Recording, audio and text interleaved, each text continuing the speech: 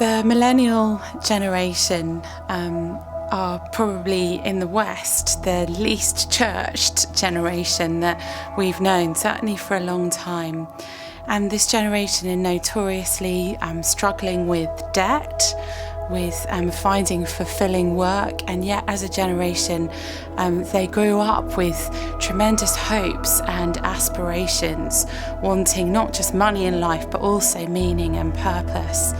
So I think a good place to begin to reach out to millennials is to seek to resonate with that search for purpose. And you can do that by asking questions. You can build conversation and relationships by asking people questions about how they're feeling, what their perspective is on their life. Have some understanding, though, that for millennials, things like the search for a house to live in, a job that's going to pay them enough money to have a reasonable standard of living, that those are real concerns, that those material concerns are real concerns. So perhaps show empathy for those struggles and begin a meeting place there.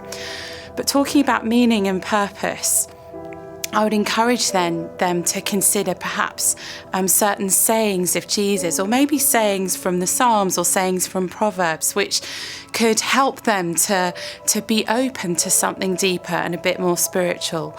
It's likely that for many millennials, they'll have no biblical literacy. So you may even want to introduce a piece of Hebrew poetry or an ancient writer and thinker, and then maybe give them a statement from Jesus to consider. I think the last thing I would suggest is hospitality. As human beings, we all love to be fed and invited. So think about ways that you could invite the millennials in your life to share food and to deepen relationship, and then ultimately conversation about who Jesus is.